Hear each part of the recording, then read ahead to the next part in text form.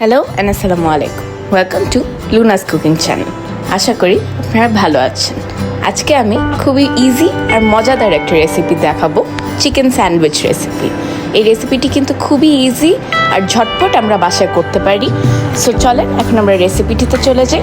ফার্স্টে আমি একটা কড়াইতে চিকেনগুলোকে পিস পিস করে কেটে নিয়েছি। আপনারা কিউবস করে কেটে নিতে পারেন বা লম্বা করে।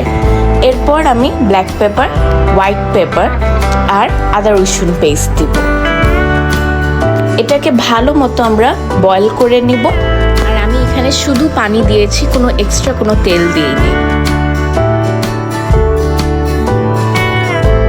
চিকেনটা যখন বয়েল হবে তখন একটু আমরা স্টার করব আর একটু চেক করব যে চিকেনটা পুরোপুরি বয়েল হয়েছে নাকি। আমি এই চিকেনটাকে 10 মিনিটসের মতো বয়েল করেছি। যতক্ষণ না পুরোপুরি চিকেনটা একদম সফট হয়ে যায় ততক্ষণ আমরা বয়েল করব। এরপর আমি একটা বাটিতে চিকেনগুলোকে সেপারেট করে নিব। আমরা চিকেন স্টকটাকে আপাতত আলাদা রাখছি আর চিকেনগুলোকে ভালো মতো শেডেড করে নিব। এখন খুবই সিম্পল, চিকেনটার মধ্যে আমি অনিয়নস অ্যাড করব, চিলি অ্যাড করব, কাঁচামরিচগুলোকে গোল গোল করে কেটে নিয়েছি আর ধনিয়া পাতা অ্যাড করব। এখন আমি একটু মেয়ো অ্যাড করব। আমি এখানে অ্যাকচুয়ালি সালাদ ড্রেসিং নিয়েছি, সো আপনারা চাইলে নর্মাল মেয়োনিজও নিতে পারেন। এখন ভালো করে মিক্স করে নেব।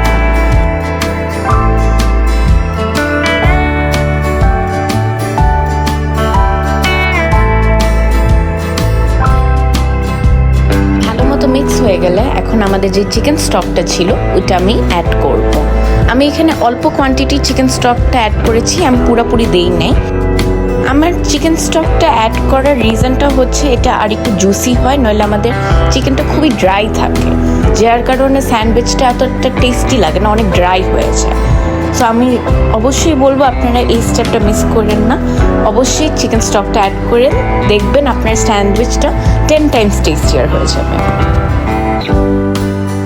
আচ্ছা, এখন আমি ব্রেডসগুলো নিয়ে নিয়েছি। ব্রেডসগুলোকে আমি রেক্ট্যাঙ্গেল শেপে কেটে নিব আর এখানে আমি মেয়ো অ্যাড করে নিব। মেয়োটাকে ভালো মতো ব্রেডের সাথে মিক্স করে নিব। এরপর চিকেন অ্যাড।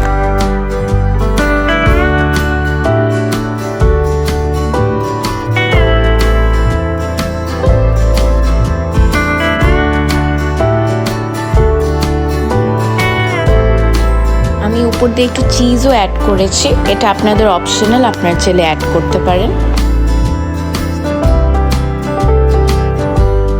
এখন আমাদের স্যান্ডউইচেসগুলো বানানো ডান। এখন আমি এটাকে তাওয়ার মধ্যে গ্রিল করে নিব।